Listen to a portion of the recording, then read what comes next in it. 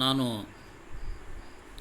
ವಿಜಯ್ ಮಹಾಂತೇಶ್ ಭೀಮರಾವ್ ಫಣಸಲ್ಕರ್, ಕಿರಿಯ ತರಬೇತಿ ಅಧಿಕಾರಿ, ಶ್ರೀ ವಿನಾಯಕ ವಿದ್ಯಾವರ್ಧಕ ಸಂಘ, MV ಪಂಚಾಕ್ಷರಿ ITI ತೇರ್ದಾಳ್. ಎಲ್ಲ ನನ್ನ ಪ್ರಿಯ ತರಬೇತಾರ್ಥಿಗಳಿಗೆ ಹಾಗೂ ವೀಕ್ಷಕರಿಗೆ ಎಲ್ಲರಿಗೂ ನನ್ನ ನಮಸ್ಕಾರಗಳು. ಇವತ್ತು ಮತ್ತೊಂದು ಹೊಸ ಚಾಪ್ಟರ್ ಬಗ್ಗೆ ಇವತ್ತು ತಿಳಿದುಕೊಳ್ಳೋಣ. ಫಿಟರ್ ಸಿಲೆಬಸ್ನಲ್ಲಿರ್ತಕ್ಕಂಥ ಸೆಕೆಂಡ್ ಇಯರಿಗೆ ಸಂಬಂಧಪಟ್ಟಿರ್ತಕ್ಕಂಥ ಲಿಮಿಟ್ ಗೇಜಸ್ಗಳ ಬಗ್ಗೆ ಇವತ್ತು ನಾವು ಅಭ್ಯಾಸ ಮಾಡೋಣ. ಸೊ ಲಿಮಿಟ್ ಗೇಜಸ್ ಬಗ್ಗೆ ನಾವು ಈ ಲಿಮಿಟ್ ಗೇಜಸ್ಗಳಲ್ಲಿ ಇರ್ತಕ್ಕಂಥದ್ದು ಏನು, ಇವತ್ತು ಆಬ್ಜೆಕ್ಟಿವ್ಸ್ಗಳು ಏನು, ಒಂದು ಇಂಟ್ರೊಡಕ್ಷನ್ ಟು ಗೇಜಸ್ಗಳ ಪರಿಚಯ ಮತ್ತು advantages are purposes of limit gauges, ಉದ್ದೇಶಗಳು ಏನು ನಾವು ಲಿಮಿಟ್ ಗೇಜನ್ನು ಉಪಯೋಗ ಮಾಡಬೇಕಾದ್ರೆ, ಮತ್ತು list common types of limit gauges, ಸಾಮಾನ್ಯವಾಗಿರ್ತಕ್ಕಂಥ ವಿಧ ವಿಧ ಲಿಮಿಟ್ ಗೇಜಸ್ಗಳ ಪಟ್ಟಿ ಮಾಡೋದು, ಆನಂತರ essential and common features of limit gauges, limit ಗೇಜಸ್ಗಳ ಸಾಮಾನ್ಯ ಲಕ್ಷಣಗಳು ಮತ್ತು essential features of common limit gauges. ಇಲ್ಲೇ state the principle of go and no go end principle, uses of each type of limit gauge. ಕೊನೆಯ ಎರಡು ಏನು ಆಬ್ಜೆಕ್ಟಿವ್ಸ್ಗಳದಾವೋ ಅದನ್ನು ಮುಂದಿನ ವಿಡಿಯೋದಲ್ಲಿ ನಾವು ಅಭ್ಯಾಸ ಮಾಡೋಣ. ಈಗ ಮೊದಲ 4 ಆಬ್ಜೆಕ್ಟಿವ್ಸ್ಗಳನ್ನು ಇವತ್ತು ನೋಡೋಣ.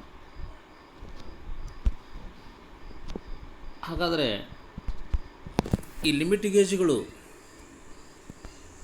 ನಮಗೆ ಏತಕ್ಕಾಗಿ ಈ ಎಂಜಿನಿಯರಿಂಗ್ ಫೀಲ್ಡ್ಗಳಲ್ಲಿ ನಾವು ಎದಕ್ಕೆ ಉಪಯೋಗ ಮಾಡ್ತೀವಿ ಅನ್ನೋದನ್ನು ನೋಡೋದ್ರ ಜೊತೆಗೆ,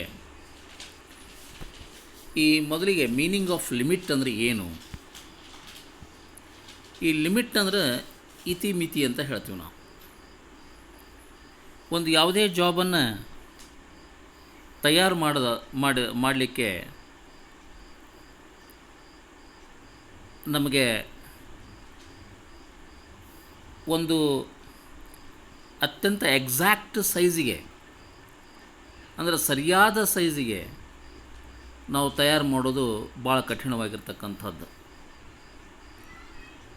ಆ ಎಕ್ಸಾಕ್ಟ್ ಸೈಜ್ದಿಂದ ಸ್ವಲ್ಪ ನಾವು ನಾಮಿನಲ್ ಸೈಜಿಂದ ಡಿವಿಯೇಷನ್ ಅಂದರೆ ಸ್ವಲ್ಪ ವ್ಯತ್ಯಾಸ ಆಗೋದು ಇಲ್ಲೇ ನಾವು ಮಾಸ್ ಪ್ರೊಡಕ್ಷನ್ದೊಳಗೆ ಅವಶ್ಯಕತೆವಾಗಿರ್ತದೆ. ಅದಕ್ಕಾಗಿ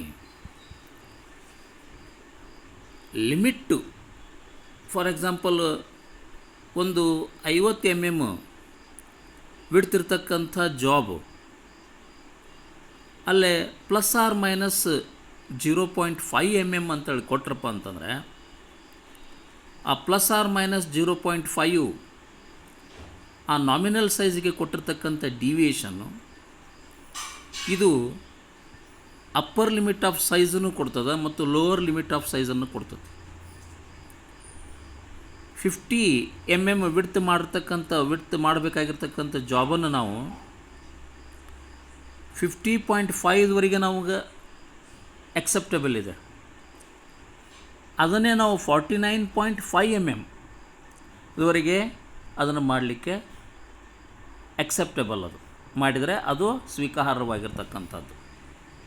50.5 ಆ್ಯಂಡ್ 49.5 ಇವು ಎರಡೂ ಏನಿದೆ ಅಂತಂದರೆ ಇವೆರಡರ ನಡುವೆ ಏನು ಜಾಬನ್ನು ತಯಾರು ಮಾಡ್ತೀವಲ್ಲ, ಇದು ಏನಂದರೆ ದಿಸ್ ಈಸ್ ಲಿಮಿಟ್ ಅಂತ ಕರಿತೀವಿ ನಾವು. ಲಿಮಿಟ್ ಆಫ್ ಸೈಜಸ್ ಅಂತ ಹೇಳ್ತೀವಿ. ಒಂದು upper limit of size that is 50.5 mm and lower limit of size that is 49.5. ಇವೆರಡೂ ಯಾಕೆ ಬಂದು ಅಂತಂದರೆ ಸೈಜ್ಗಳು, ಲಿಮಿಟ್ಸ್ ಆಫ್ ಸೈಜ್ಗಳು, ಅಲ್ಲಿ ಡಿವಿಯೇಷನ್ಸ್ಗಳನ್ನು ಕೊಟ್ಟಿರ್ತೀವಿ. ಆ ಡಿವಿಯೇಷನ್ಸ್ಗಳನ್ನು ಇತ್ತಿತ್ತಲಾಗಿ ನಾವೇನು ಹೇಳ್ತೀವಿ ಅಂದರೆ ಟಾಲರೆನ್ಸ್ ಅಂತ ಹೇಳ್ತೀವಿ ನಾವು. ಆ್ಯಕ್ಚುಲಿ ಅದು ಡಿವಿಯೇಷನ್ನು, ಆದರೆ ಈಗಿನ ಒಂದು ದಿನಮಾನದಲ್ಲಿ ಈ ಮಾಡರ್ನ್ ಇದರೊಳಗೆ ಅದಕ್ಕೆ ಟಾಲರೆನ್ಸ್ ಅಂತ ಹೇಳ್ತೀವಿ ನಾವು. ಆ್ಯಕ್ಚುಲಿ ಟಾಲರೆನ್ಸ್ ಅನ್ನೋದು ಬೇರೆಯೇ. ಟಾಲರೆನ್ಸ್ ಅಂತಂದಾಗ ನಾವು 50.5 mm ಮೈನಸ್ 49.5 mm ಮಾಡಿದ್ವಿ ಅಂದರೆ ಟಾಲರೆನ್ಸ್ ಏನು ಅಂತಂದರೆ 1 mm ಬರ್ತದೆ. ಆ 1 mm ಟಾಲರೆನ್ಸ್ ಯಾವಾಗಲೂ ಪಾಸಿಟಿವ್ದಲ್ಲಿ ಇರ್ತದೆ. The tolerance is always positive. ಅದನ್ನು ಲಿಮಿಟ್ಸ್ ಆಫ್ ಫಿಟ್ಸ್ ಆ್ಯಂಡ್ ಲಿಮಿಟ್ಸ್ದೊಳಗೆ ನಾವು ಅಭ್ಯಾಸ ಮಾಡೋಣ. ಇವತ್ತು ಇಲ್ಲೇ ಲಿಮಿಟ್ಟು ಯಾಕೆ ಉಪಯೋಗ ಮಾಡ್ತೀವಿ, ಲಿಮಿಟ್ಸ್ ಗೇಜಸ್ಗಳನ್ನು ಯಾಕೆ ಉಪಯೋಗ ಮಾಡ್ತೀವಿ? When number of components have to be checked, it is not necessary to measure their sizes exactly, but only check that the components sizes lie within the limits of tolerances. Limit ಗೇಜಸ್ಗಳು ನಮಗೆ ಎದಕ್ಕೆ ಬೇಕಂತಂದರೆ mass ಪ್ರೊಡಕ್ಷನ್ದಲ್ಲಿ ಅತ್ಯವಶ್ಯಕವಾಗಿರ್ತಕ್ಕಂಥದ್ದು. Mass production ಅಂದರೆ ಏನಂತಂದರೆ ಕಡಿಮೆ ಸಮಯದಲ್ಲಿ ಹೆಚ್ಚಿನ ಸಂಖ್ಯೆಯ ಕಾಂಪೊನೆಂಟ್ಸ್ಗಳನ್ನು, ಪಾರ್ಟ್ಸ್ಗಳನ್ನು ನಾವು ಮಾಸ್ ಪ್ರೊಡಕ್ಷನ್ ಅಂತ ಕರಿತೀವಿ. ಆ ಮಾಸ್ ಪ್ರೊಡಕ್ಷನ ಉದ್ದೇಶ ಫುಲ್ಫಿಲ್ ಆಗಬೇಕಾಗಿತ್ತಂದ್ರೆ, ಪೂರೈಸಬೇಕಾಗಿತ್ತಂದರೆ ನಾವು ಲಿಮಿಟ್ಸ್ ಗೇಜ್ಗಳನ್ನು ಉಪಯೋಗ ಮಾಡ್ತೀವಿ.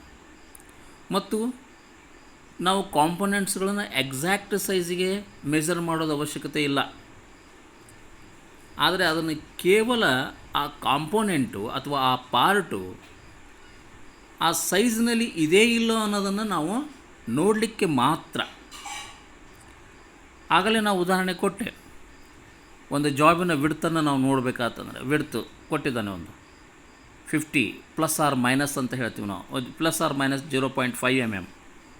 ಸೊ ಅದು 50.5 mm ದಿಂದ ಹಿಡಿದು ದಟ್ ಮೀನ್ಸ್ 49.5 mm ದಿಂದ ಹಿಡಿದು 50.5 mm ದವರೆಗೆ ಇದ್ದರೆ ಮಾತ್ರ ಅದು ಎಕ್ಸೆಪ್ಟಬಲ್, ಅದು ಸ್ವೀಕಾರ.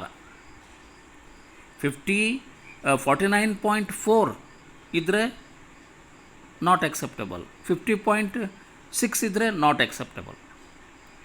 ಅಂದರೆ ಅದು ಅಷ್ಟರೊಳಗೆ ಇದೇ ಇಲ್ಲ ಅನ್ನೋದನ್ನು ಚೆಕ್ ಮಾಡಲಿಕ್ಕೆ ಮಾತ್ರ ನಾವು ಲಿಮಿಟ್ ಗೇಜಸ್ಗಳನ್ನು ಉಪಯೋಗ ಮಾಡ್ತೀವಿ. ಫಸ್ಟ್ ಆಫ್ ಆಲ್ ಲಿಮಿಟ್ ಗೇಜಸ್ಗಳು ಇಂಡೈರೆಕ್ಟ್ ಮೆಜರಿಂಗ್ ಇನ್ಸ್ಟ್ರೂಮೆಂಟ್ಸ್ ಇವು. ಯಾಕಂದರೆ ನಮಗೆ ಕಾಂಪೊನೆಂಟ್ಸ್ಗಳು ಮೊದಲೇ ಗೊತ್ತಿದ್ದಾಗ ಮಾತ್ರ ನಾವು ಇದನ್ನು ಉಪಯೋಗ ಮಾಡ್ತೀವಿ. ಗೊತ್ತಿರಬೇಕು ಅದರ ಸೈಜು. ಆ ಸೈಜ್ ಗೊತ್ತಿದ್ದಾಗ ಅಂಥದ್ದೇ ಲಿಮಿಟ್ ಗೇಜನ್ನು ನಾವು ಉಪಯೋಗ ಮಾಡ್ತೀವಿ.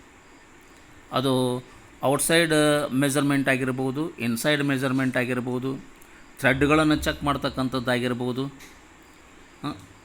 ಇವು ಇಂಟರ್ನಲ್ ಮೆಜರ್ಮೆಂಟ್ಸು, ಔಟ್ಸೈಡ್ ಮೆಜರ್ಮೆಂಟ್ಸ್ಗಳನ್ನು ನಾವು ಅಳತೆ ಮಾಡಲಿಕ್ಕೆ ಈ ಲಿಮಿಟ್ ಗೇಜಸ್ಗಳನ್ನು ಉಪಯೋಗ ಮಾಡ್ತೀವಿ. ಅದು ಕೇವಲ ಆ ಕಾಂಪೊನೆಂಟ್ಸ್ಗಳು lie within the limits of tolerances. Lie ಅಂದರೆ ಬೀಳು. Within the limits of tolerances, within the limit of tolerances ಈಗ ಹೇಳಿದ್ದು ನಾನು 49.5 mm to 50.5 mm. This is the limits of sizes, that is tolerances. ಅದರ ನಡಬರ್ಕಿದ್ರೆ ಅದು ಎಕ್ಸೆಪ್ಟಬಲ್. ಅಂಥದ್ದುಗಳನ್ನು ಡೈರೆಕ್ಟಾಗಿ ನಾವು ಚೆಕ್ ಮಾಡಲಿಕ್ಕೆ ಉಪಯೋಗ ಮಾಡ್ತೀವಿ. ವರ್ನಿಯರ್ ಕ್ಯಾಲಿಪರ್ ಆಗಲಿ, ಮೈಕ್ರೋಮೀಟ್ರ್ಗಳಾಗಲಿ, ಅಥವಾ ಸ್ಟೀಲ್ ರೂಲ್ಗಳಾಗಲಿ, ಸ್ಕ್ರೂ ಥ್ರೆಡ್ ಮೈಕ್ರೋಮೀಟ್ರ್ಗಳನ್ನಾಗಲಿ, ಇವುಗಳನ್ನು ಕನ್ವೆನ್ಷನಲ್ ಇನ್ಸ್ಟ್ರೂಮೆಂಟ್ಸ್ಗಳನ್ನು ಉಪಯೋಗವನ್ನು ತಡೆಗಟ್ಟಲಿಕ್ಕೆ ಅವುಗಳ ಉಪಯೋಗ ಅಂದರೆ ಭಾಳಷ್ಟು ಟೈಮ್ ತೊಗೊಳ್ತದೆ, ಹೆಚ್ಚಿನ ಟೈಮ್ ತೊಗೊಳ್ತದೆ ನಾವು ಜಾಬನ್ನು ಚೆಕ್ ಮಾಡಬೇಕಾತಂದ್ರೆ. ಬಟ್ ನಾವು ಬೇಗನೆ ಚೆಕ್ ಮಾಡಬೇಕಾಗಿತ್ತಪ್ಪ ಅಂತಂದ್ರೆ ನಾವು ಲಿಮಿಟ್ ಗೇಜಸ್ಗಳನ್ನು ನಾವು ಉಪಯೋಗ ಮಾಡ್ತೀವಿ.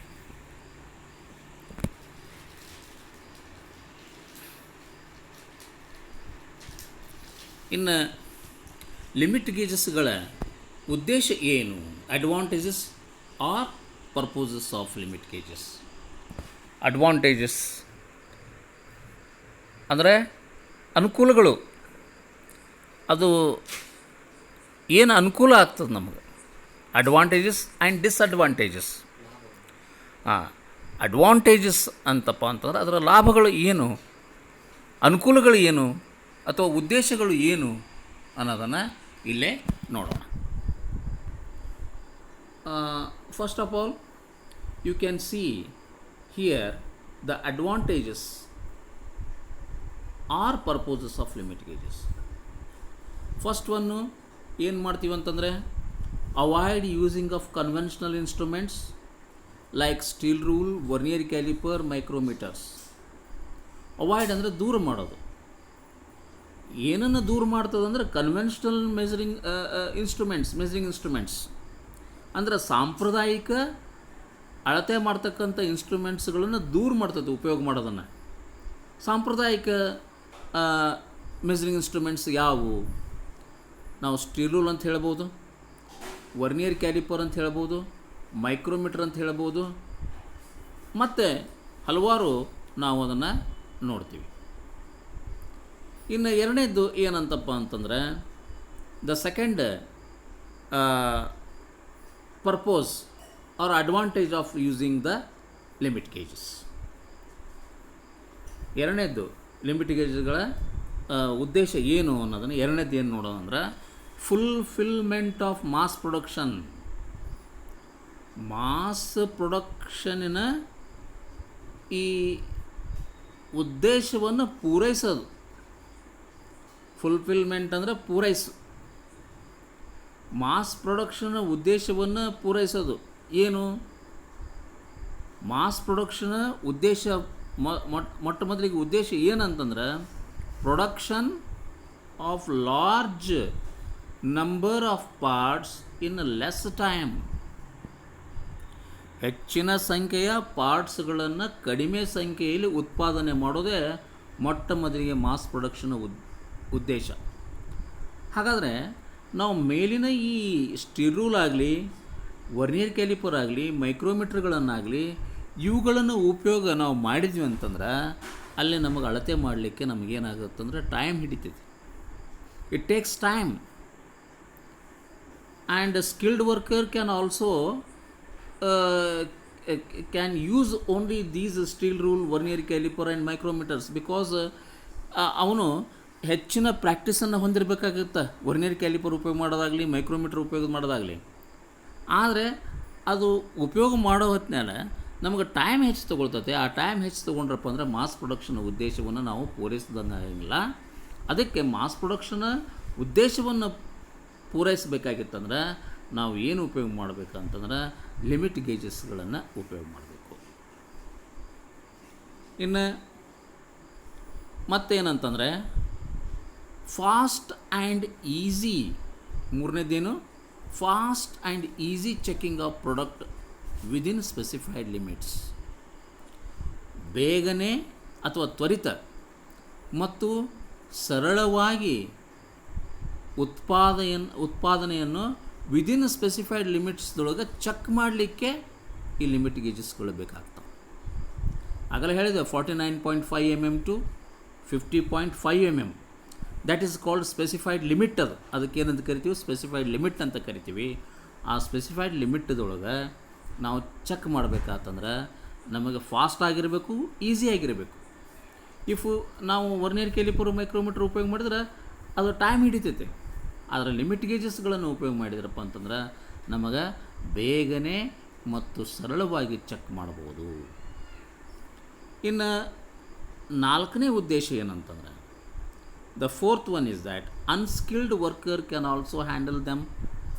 ಅನ್ಸ್ಕಿಲ್ಡ್ ಅಂದರೆ ಸ್ಕಿಲ್ಫುಲ್ ಆಗಿರ್ತಕ್ಕಂಥ ಕೌಶಲ್ಯವನ್ನು ಹೊಂದಿರತಕ್ಕಂಥ ವರ್ಕರ್ಗಳು ನಮಗೆ ಎಲ್ಲಿ ಬೇಕಾಗ್ತವೆ? ವರ್ನಿಯರ್ ಕ್ಯಾಲಿಪರ್ ಮತ್ತು ಮೈಕ್ರೋಮೀಟರು ಮುಂತಾದವುಗಳಲ್ಲಿ ಕನ್ವೆನ್ಷನಲ್ ಮೆಜರಿಂಗ್ ಇನ್ಸ್ಟ್ರೂಮೆಂಟ್ಸ್ಗಳನ್ನು ಉಪಯೋಗ ಮಾಡುವಲ್ಲಿ ನಮಗೆ ಕೌಶಲ್ಯಭರಿತವಾಗಿರ್ತಕ್ಕಂಥ ಕೆಲಸಗಾರ ಬೇಕಾಗ್ತದೆ. ಆದರೆ ಈ ಲಿಮಿಟ್ ಗೇಜಸ್ಗಳನ್ನು ಉಪಯೋಗ ಮಾಡಬೇಕಾದ್ರೆ ಕೌಶಲ್ಯಭರಿತ ಏನಿಲ್ಲ.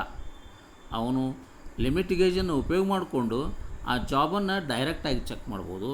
ಮತ್ತು ಇದು ಏನಂದರೆ ಇನ್ಸ್ಪೆಕ್ಷನ್ ಮಾಡೋ ಹೊತ್ನ್ಯಾಗ ಏನು ಒಂದು ಜಾಬನ್ನು ತಯಾರು ಮಾಡ್ತಾರೆ, ಆವಾಗ ಆ ಇನ್ಸ್ಪೆಕ್ಷನ್ ಮಾಡಬೇಕಾಗಿತ್ತಂದರೆ ಅಲ್ಲೇ ಅದು ಜಾಬ್ ಮಾಡಿದ್ದು ಅವನು ಬರೋಬ್ಬರಿ ಐತಿಲ್ಲೋ, ಆ ವರ್ಕರ್ ಬರೋಬ್ಬರಿ ಅದಾನಿಲ್ಲೋ, ಮಾಡ್ಯಾನಿಲ್ಲೋ ಜಾಬು, ಅದನ್ನು ನೋಡಲಿಕ್ಕೆ ನಾವು ಈ ಲಿಮಿಟ್ ಗೇಜಸ್ಗಳನ್ನು ಕೂಡ ಉಪಯೋಗ ಮಾಡ್ತೀವಿ.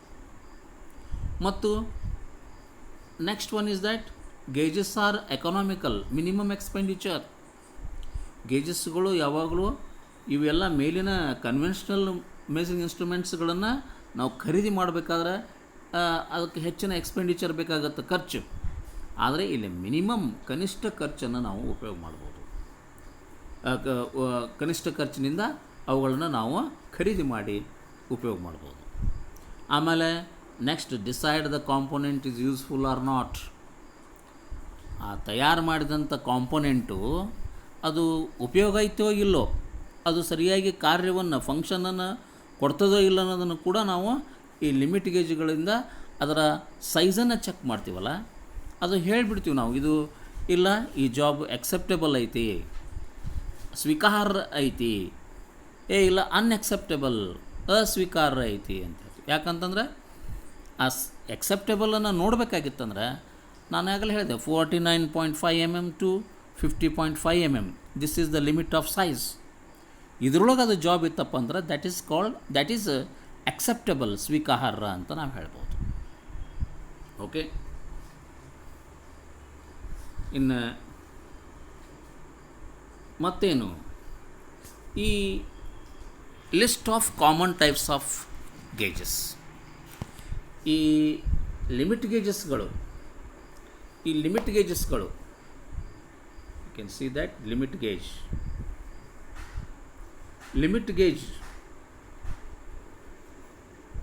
ಓಕೆ, ಲಿಮಿಟ್ ಗೇಜಸ್ಗಳು ಎಂಥ ಗೇಜಸ್ಗಳು ಇವೆಲ್ಲವೂ? These are all limit gauges. ಇವೆಲ್ಲವೂ ಲಿಮಿಟ್ ಗೇಜಸ್ಗಳು. ಒಂದು ಸ್ನ್ಯಾಪ್ ಗೇಜ್ ಅಂತ ಹೇಳ್ತೀವಿ, ಎರಡು ಪ್ಲಗ್ ಗೇಜ್ ಅಂತ ಹೇಳ್ತೀವಿ, ಮೂರನೇದ್ದು the third one is that ring gauge, and fourth one taper ring gauge. Here ಇಲ್ಲೇನಂತಂದರೆ ಇದು ಸ್ವಲ್ಪ ಇಲ್ಲೇ ಇದು ಟೇಪರ್ ಪ್ಲಗ್ ಗೇಜ್ ಆಗಬೇಕು. ಪ್ಲಗ್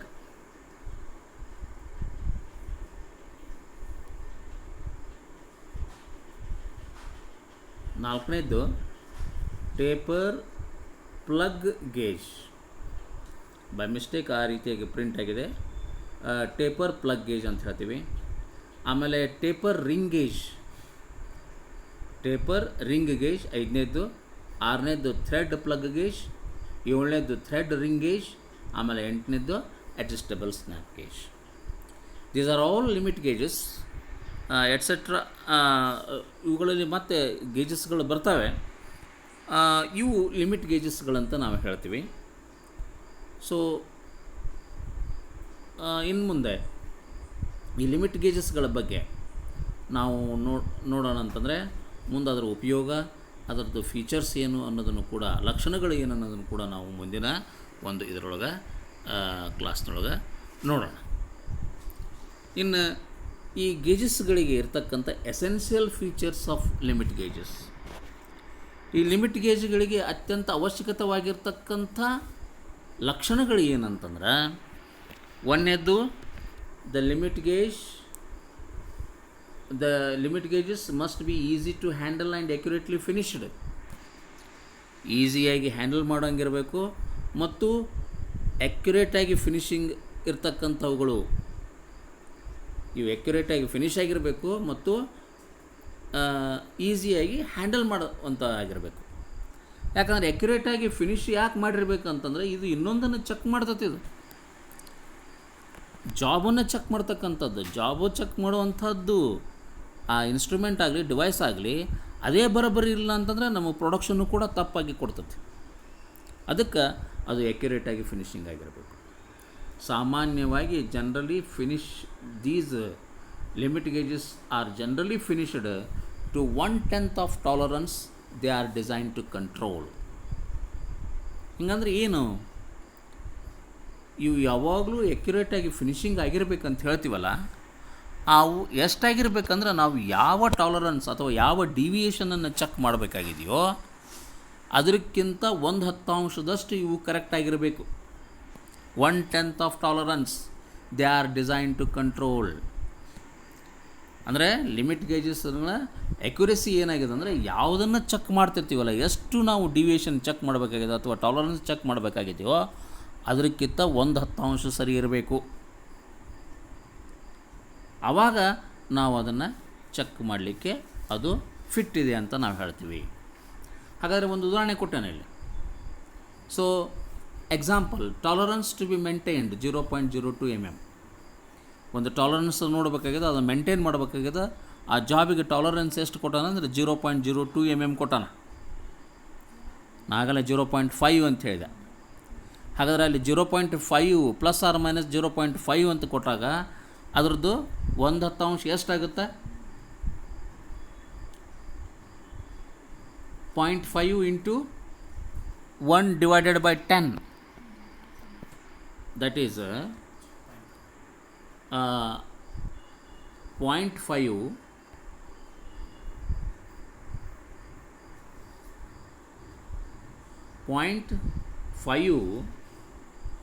that is a 0.5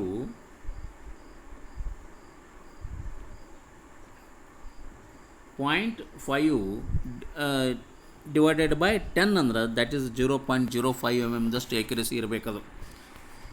ಇಲ್ಲೇ ಉದಾಹರಣಾರ್ಥವಾಗಿ 0.02 mm ಕೊಟ್ಟಾನ. ಇದ್ರದ್ದು 1/10 ಅಂತಂದರೆ 1/10 ಅಂತಂದರೆ ದಟ್ ಈಸ್ 0.002 mm.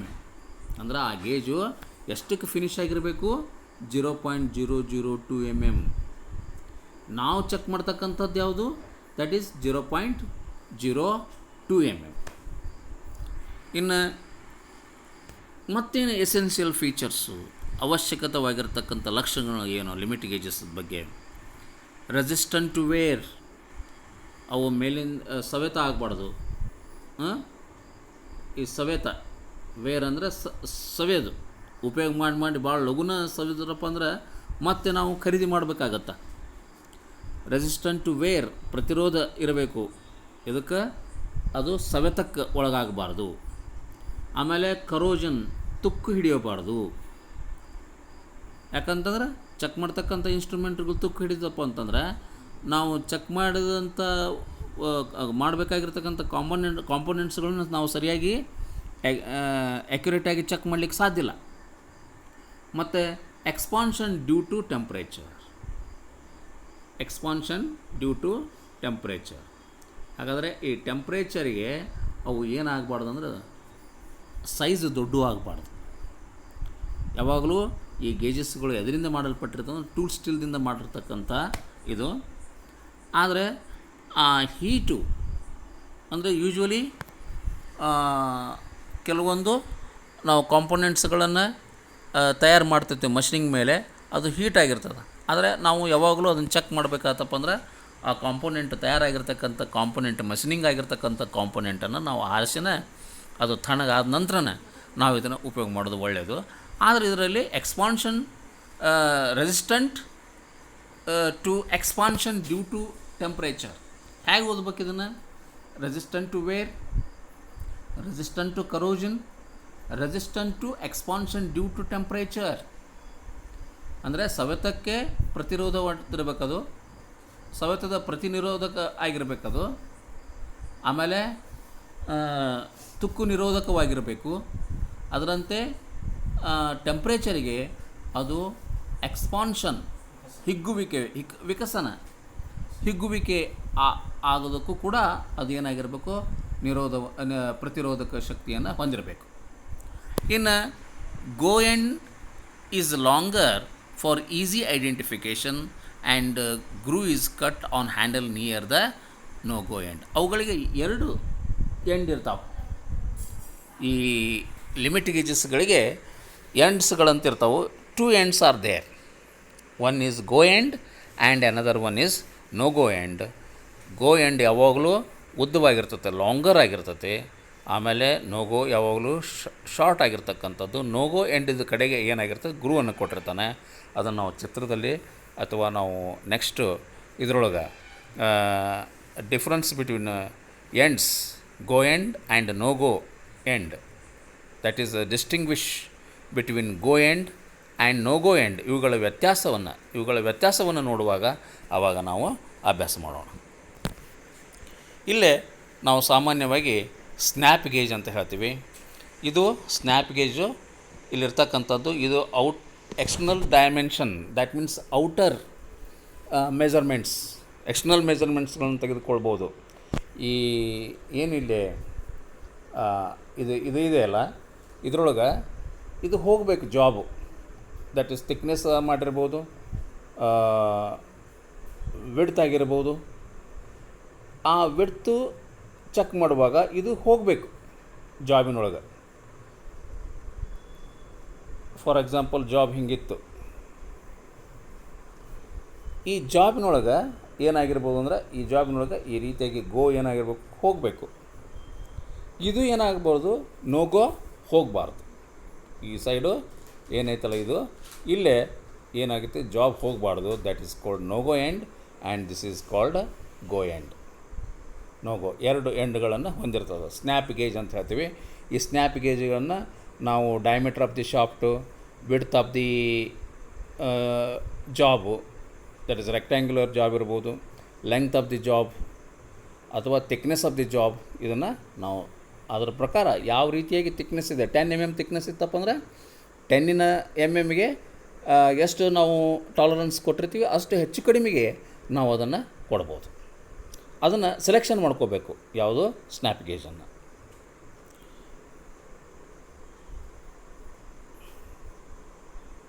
ಓಕೆ, ಇನ್ನು ಪ್ಲಗ್ ಗೇಜ್ ಅಂತ ಹೇಳ್ತೀವಿ ನಾವು. This is plug gauge. ಆಗಲೇ ಅದು ಎಕ್ಸ್ಟರ್ನಲ್ ಡೈಮೆನ್ಷನ್ನ ನೋಡಲಿಕ್ಕೆ, ಎಕ್ಸ್ಟರ್ನಲ್ ಮೆಜರ್ಮೆಂಟನ್ನು ಚೆಕ್ ಮಾಡಲಿಕ್ಕೆ ನಾವು ಸ್ನ್ಯಾಪ್ ಗೇಜನ್ನು ಉಪಯೋಗ ಮಾಡ್ತೀವಿ. ಇದು plug gauge is used to check the internal dimension, that is the size of the ಹೋಲಿನ ಸೈಜನ್ನು ನಾವು ನೋಡ್ಬೋದು, ಚೆಕ್ ಮಾಡ್ಬೋದು. To check the diameter of a hole ಅಂತ ಹೇಳ್ಬೋದು ನಾವು. ಆಗಲಿ ಇದು external diameter of the shaft ಅಂತ ನೋಡ್ತೀವಿ. ಈಗಿಂದು ಪ್ಲಗ್ ಗೇಜ್ ಏನಂತಂದ್ರೆ, this is used to check the internal diameter, that is internal diameter of ಹೋಲಿಗೆ ಯಾವತ್ತೂ ಇಂಟರ್ನಲ್ ಡಯಾಮೀಟರ್ನೇ ಇರ್ತದೆ. ಅದಕ್ಕೆ ಆ ಹೋಲಿನ ಡಯಾಮೀಟ್ರನ್ನು, ದಟ್ ಈಸ್ ಇದು ಒಂದು ಜಾಬ್ ಇದು. ಓಕೆ, ಈ ಜಾಬಿನ ಒಂದು ಡಯಾಮೀಟ್ರ್ ಐತಿದು, ದಿಸ್ ಈಸ್ ರಾಡ್. ಈ ರಾಡ್ ಐತಿದು, ಈ ರಾಡ್ ಐತಿ, ಇದು outer diameter of the rod, ಇದು ಇನ್ನರ್ ಡಯಾಮೀಟರ್ ಆಫ್ ದಿ, ಇಲ್ಲಿ ಒಂದು ಹೋಲ್ ಹಾಕ್ಯಾನ. ಈ ಹೋಲಿನ ಡಯಾಮೀಟ್ರನ್ನು ನಮಗೆ ಚೆಕ್ ಮಾಡಲಿಕ್ಕೆ ನಾವು ಇದನ್ನು ಉಪಯೋಗ ಮಾಡ್ತೀವಿ. So this is